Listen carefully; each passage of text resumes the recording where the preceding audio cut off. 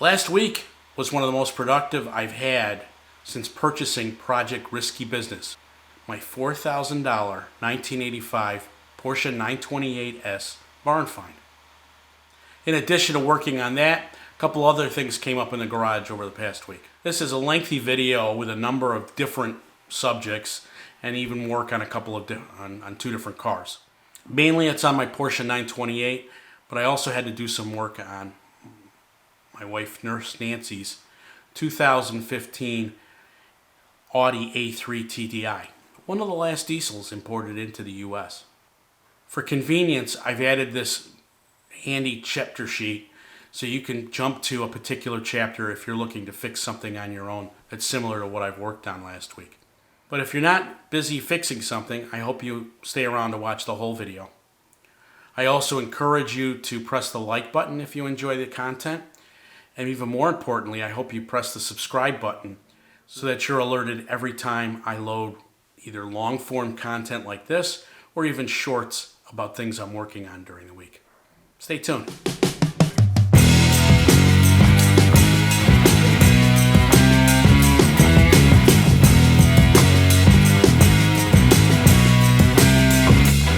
The downside of not having much auction business right now on guyswithrides.com, my main website, is the fact it gives me more time to spend in the garage. It worked out well because the spring car show season is it really starts up the second week of March, and I have a lot of activities coming up. So I really want Project Risky Business in a state where I can drive it to the shows, as it's really an attention getter. So let me take you through everything I did this week. This first shot you're going to see is me with a box of Gila horns. I think I'm pronouncing that correctly. I originally was going to use these in my Cayenne, but never got around to that project. Well, in my stupidity of driving the 928 around in just the neighborhood here, when I took apart the whole front end, I left the trumpet horns, the original trumpet horns in this Porsche 928, I left them hanging in the inner fender well. It was a recipe for disaster. As you'll see in a minute, they were just basically ripped by the tire when they fell into its path. As is the case with all parts on this 928, a pair of replacement trumpet horns is $150. I just can't, as much as I like the sound of the trumpet horns, at this point I'd rather put the money into other things to get the car even closer. So, first project of the week was figuring out how to install these Gila horns on the passenger side. Now here I am pulling them out. You can see that's what's left of the trumpet horns. And I ended up using the mounting bracket from them. Here I am disconnecting the original broken horns. And unfortunately, these Gila horns are a bigger diameter than the original ones. So I had to do some engineering here, figure out how to put them on. Now here I am underneath the passenger side wheel well, and I'm putting them in, and I'm trying to make sure of two things: that I have enough clearance for the inner fender well. So in the fender, since these are larger diameter horns, I need to make sure two things can happen. The one is that the inner fender well with its seal will fit, and that's what you see, that L-shaped bracket just to the left of the horns. I want to make sure I leave enough clearance for that, but more importantly, I need to leave enough clearance for just above my right hand is the passenger side flip-up headlight. So once I adjusted them where I thought I had clearance for both constraints, I installed them and they are working. The next project was the alternator cooling tube. That's right, I didn't stutter. These cars rely on a cooling tube and a duct to keep the alternator that's mounted low on the engine cool at all times. There's a lot of power demand on that alternator, and so the engineers felt the need to do that. What's interesting, though, is that pipe extends from the bottom of the alternator over the tow hook on the driver's side, and then it gets routed up into the fender well behind the front fender well blocking plate and the pop-up headlight. Now the reason for that is this tube has a very important purpose. It's actually two tubes, and in between that is this sensor holder, and that temperature sensor holder is for the climate control system in the car's interior. So I've been driving around with this thing and not really set up, and when that is constricted or not set up properly to get airflow, it can affect the temperature inside the cabin for obvious reasons. Now, in typical Porsche 928 fashion, the factory Porsche part is $141. Even Roger at 928s or us doesn't offer the factory part anymore. His recommendation, he has some tubing that's about $50. I found an old Ren list thread. And what works well is Gates 2500 defroster duct hose. This is readily available at any Napa parts store. Comes in a bag in a 6-foot length. It was $22. Again, I'm trying to build this car as a reliable driver quality car an enthusiast can get into without any hassles. This is not a Concours Queen. It'll be clean, detailed, but it's not going to win any points at a Porsche Concours. So I can go ahead with a $20 hose that looks very similar to the $141 hose. Here's a shot of the original part. You can see it's a combination of just wear and dry rotting after 40 years. All right, so here I am. The old clamps were a little tough, so a little CRC to break them loose. And you see this aluminum casing that connects the two tubes, and the probe is basically what's holding that hanging there. I cleaned everything up, including a little electronic cleaner. Now I'm cutting the tube to length, just using an X-Acto knife. And now I'm going to put the two halves, not really halves, 10%, 90% I guess. And here I am routing it. And I'm using needle nose pliers to stretch them over the alternator duct. Now I'm using new band clips to connect the temperature sensor holder. And it's routed up through over the tow hook on the driver's side. Now you see me putting the second clamp in.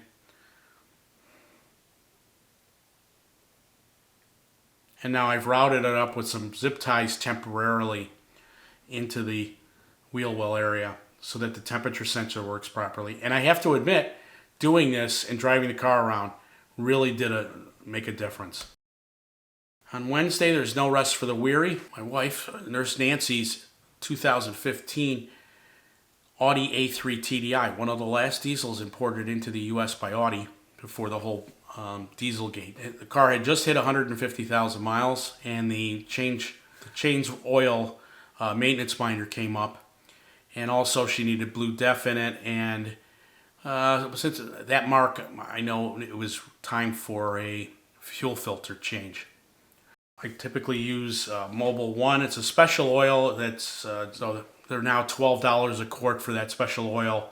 It's 5W30 that's recommended for Volkswagen and Audi diesel engines. Use any filter.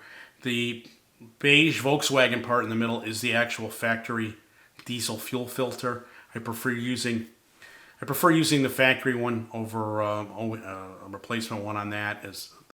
First thing you need to do is there's, like most modern cars, you have this backing sound plate. The sound deadening plate. It's held on by, I think, 6 Torx 20 screws. So I'm removing those. And it's a 17 millimeter nut with a washer in it to drain the oil. Once that's done, put that back in, torque it. And now this is a little tricky. It uses a 32 millimeter wrench. It's a plastic housing that holds that paper element in. And it's a mess. Not only are you dealing with diesel oil, which tends to be heavier and dirtier from the combustion process, but it's just this design. Here I am putting a new O-ring on before I put the new paper element in, and then hand screw this in to the housing.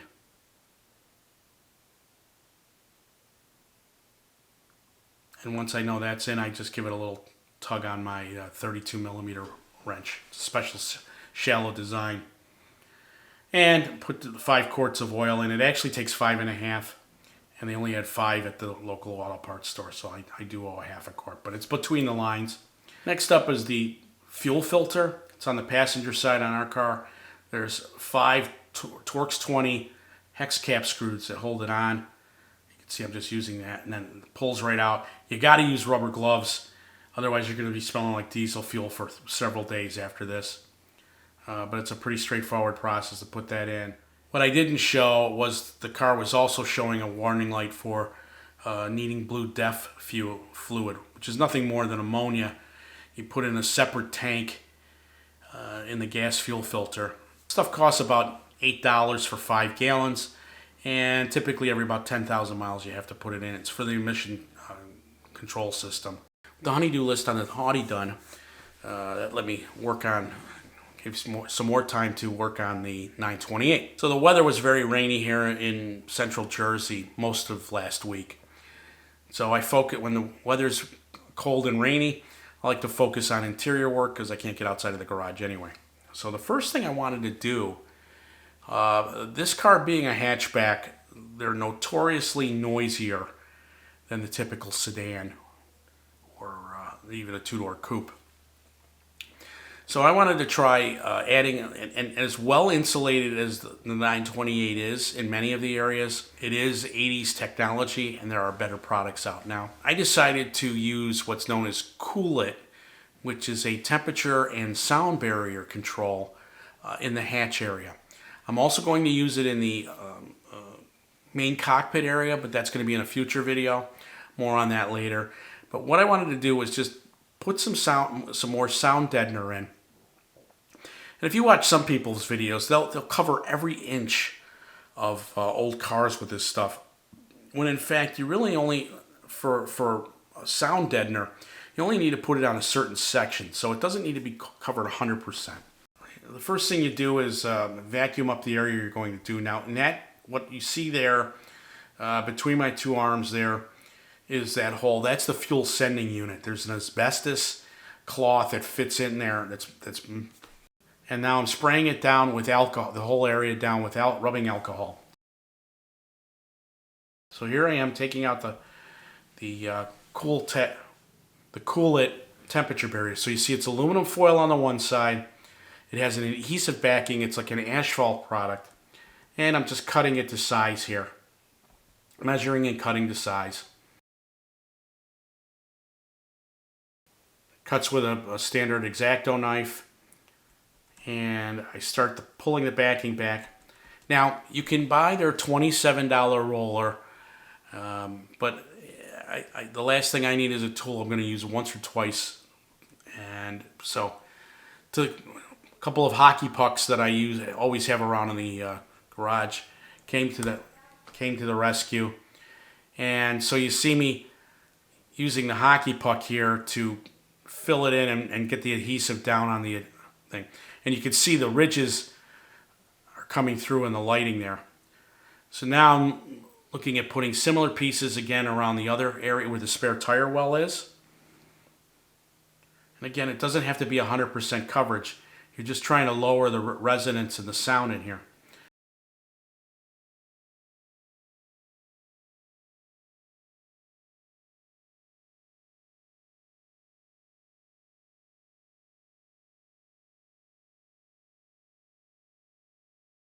I elected not to put any in the battery box, and I just put one on the top cover.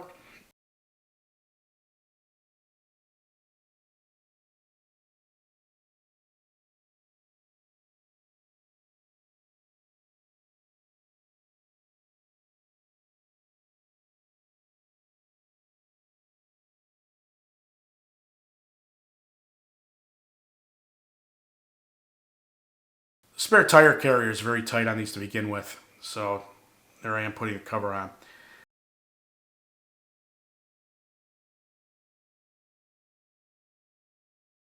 Now, here's the shot of the carpet. If you've not seen this, when I bought the car, it did not have the rear carpet.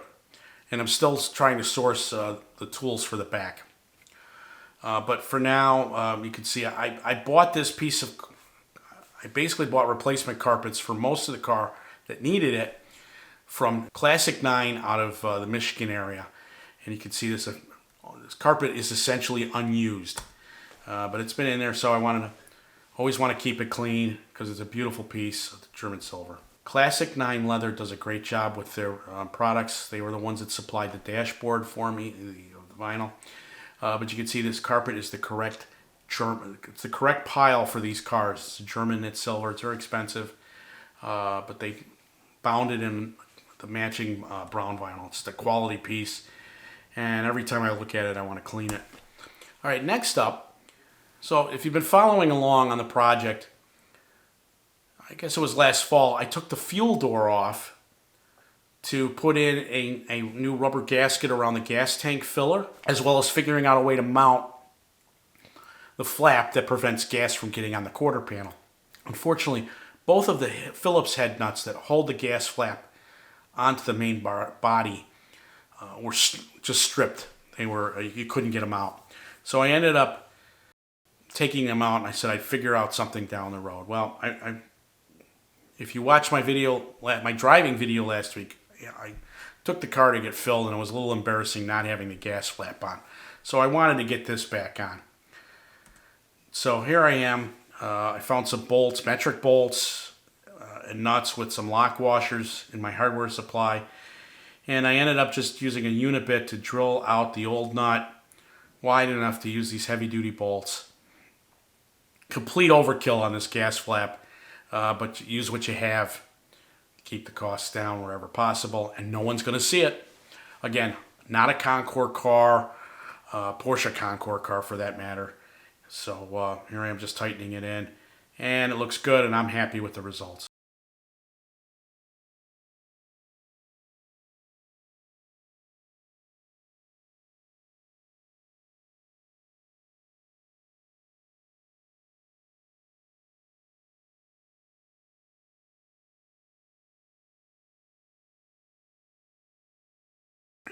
One of the things you noticed in the last couple of videos is that when I was working on the heater resistor under the hood, I found the reason why my windshield washers weren't squirting on the hood.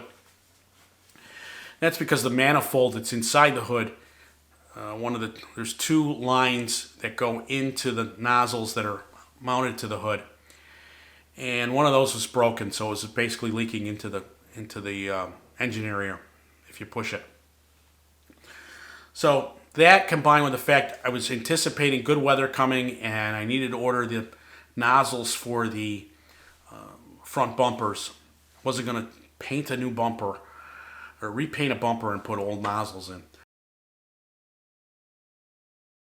Here I am unpacking the latest supply of parts from 928s or us.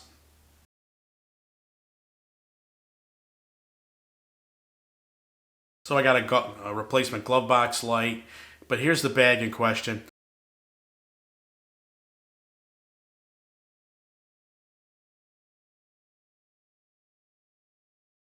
So this escutcheon connects the two hoses, and this is a heated element. So there's 3 wires, and I elected to cut the wires rather than try to break 40-year-old plastic in the hood and then have a real nightmare. So it was just easier to cut the wires, re-splice them through the escutcheon for the windshield washers. You can see comparing them.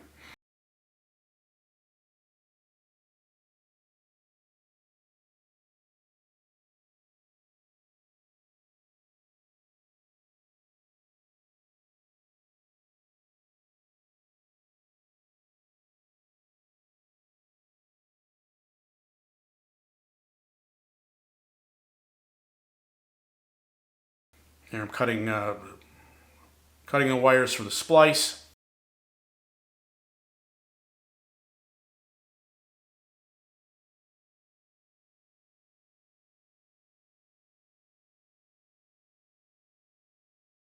There you see some shrink tubing on them.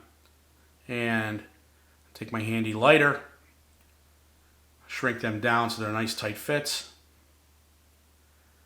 And then it was a matter of just tucking everything in, taping everything up well to make it look factory fresh, reinstalling those washer tubes.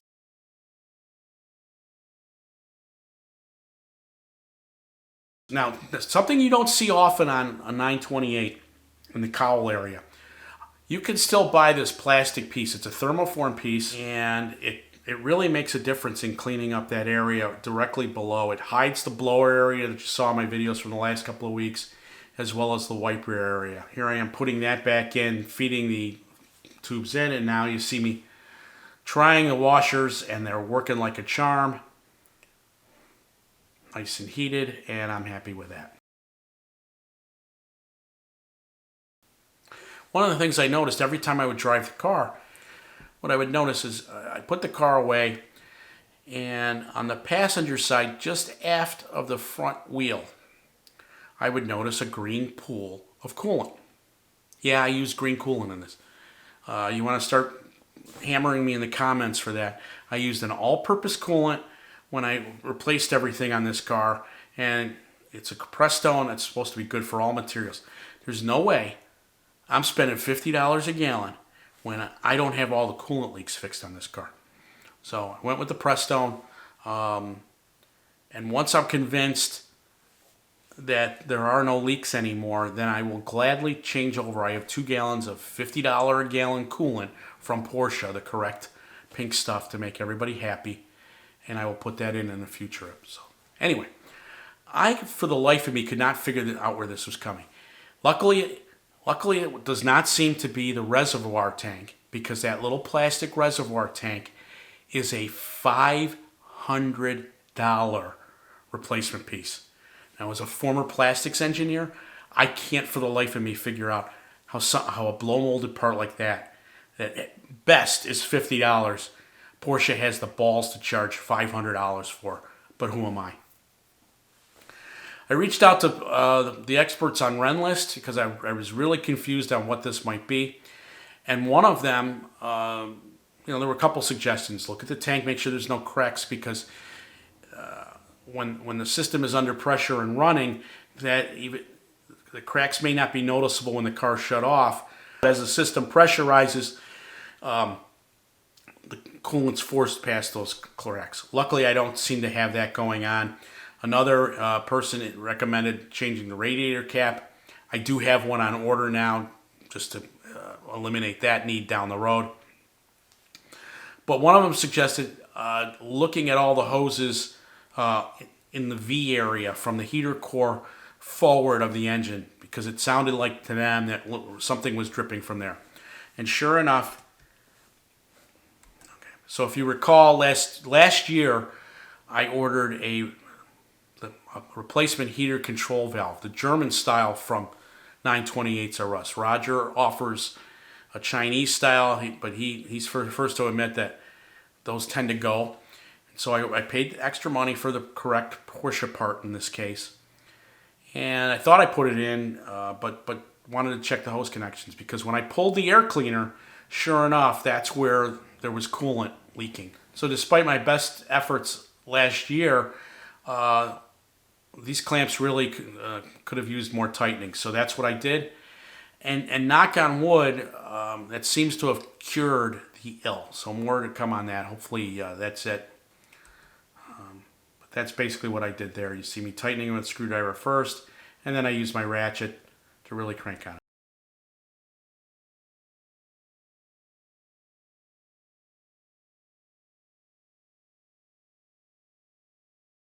So in order to get to the heater control valve, you need to remove the air cleaner.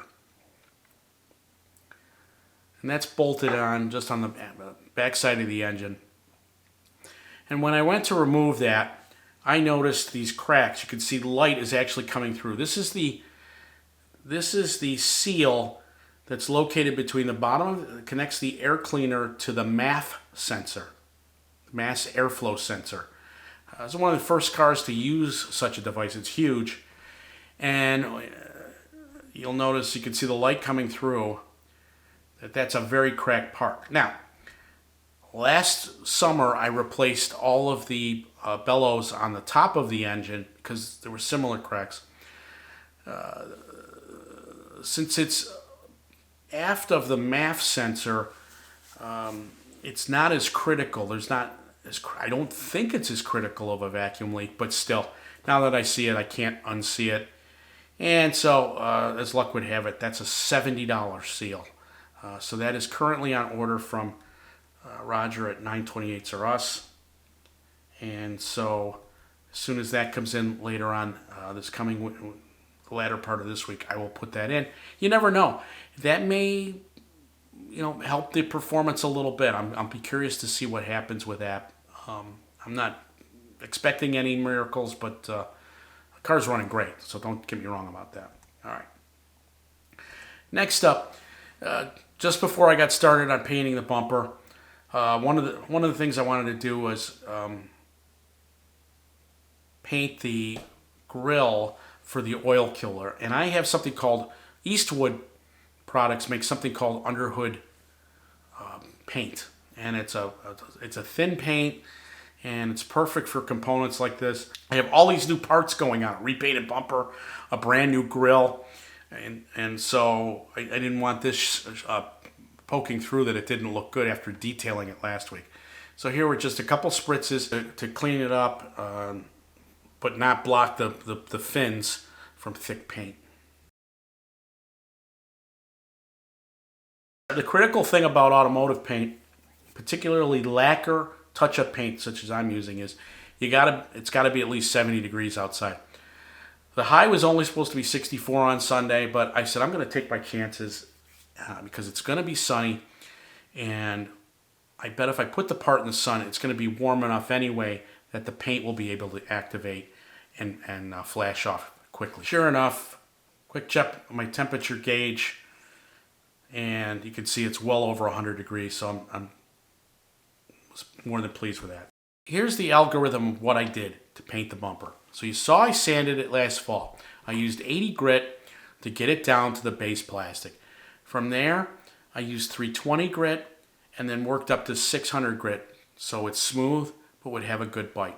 Once I did that, I used I cleaned it with soapy water, cleaned it as best I could with that.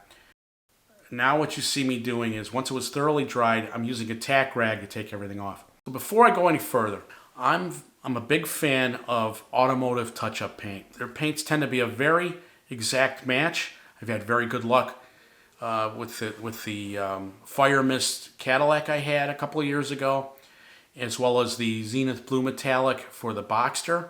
Automotive touch-up paints was able to supply me with what's known as Vice or white gold metallic. In addition to their touch-up products, you can buy them in ready-to-go spray cans. You can buy that ready mixed. And they also recommend, since I'm doing a bumper, they have a special plastic adhesion primer that you put on, as well as a regular build-up primer. So what did I do to paint the bumper? I first applied 2 coats of the adhesion primer. I let them dry 10 minutes each coat. Then I applied 3 coats of sandable primer. You'll see that gray color. And then finally, I did 5 coats, that's right, 5 light coats of the Vice Gold. And I'll explain why. And then after that, I did 5, after the 5 coats I let 10 minutes in between each coat of the base coat dry. And then after the final coat, I let it dry for 30 minutes in the sun. Once the base coat was flashed off after 30 minutes, I put 2 coats of automotive touch-up paints, gloss clear lacquer. Here I am putting the adhesion primer on. It's clear. Now this is the first coat of primer. Here's the second coat of primer 10 minutes after letting it dry for 10 minutes. Finally, a third coat of primer.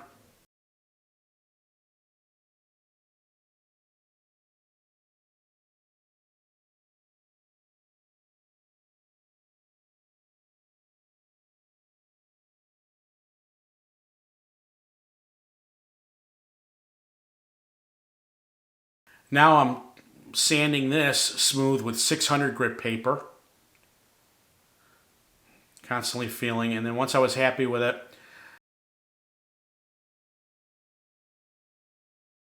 once the primer was sufficiently dry, I used what's known as prep salt, and that cleans any last minute wax or other dirt residue on the part. And here I am starting to put thin coats of gold on. Now, I went very thin because this is a metallic and it's gold. If you try to put it on too thick, too fast, it's going to be too dark. So more coats, more thinner coats is better in applications like this. And you see it slowly getting there. I had to do a balance between thin coats and coverage. So I ended up probably going a little darker than I wanted.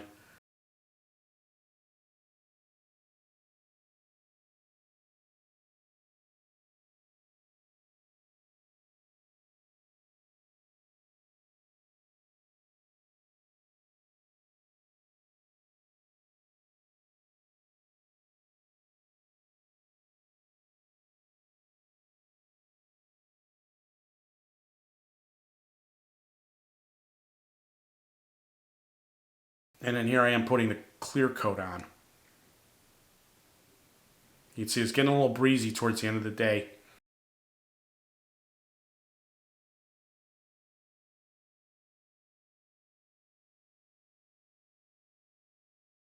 And finally, here I am putting it on to see how well it matches. And you can, it's got that 80s look to it where the bumper doesn't quite match the rest of the car. And I'm dealing with 40-year-old faded paint on the balance of the car. So it looks better than it did. It's actually well painted. There's a good shot of it, but it's noticeable from the rest of the car. It's fine for me. Certainly looks better than it did. And the lesson learned here is I had to pull the front bumper off on this car because on this side it had been pushed. There had been a minor fender bender of some sort, and the bumper shock had gotten pushed. They don't come out. You have to replace the shock. So there was no getting around having to remove everything, put a replacement bumper shock in, and get everything aligned. Given what I've already run into with the back bumper, I've decided I'm going to leave it on and sand it and paint it on the car. More on that later, but for now. So what's next? This coming week, we'll see how much I get done. My first priority this week, now that the bumper's painted, is to get that back on. It's a little bit harder than it sounds because I have to put a fender welting. I have a replacement fender welting that needs to get stapled into it.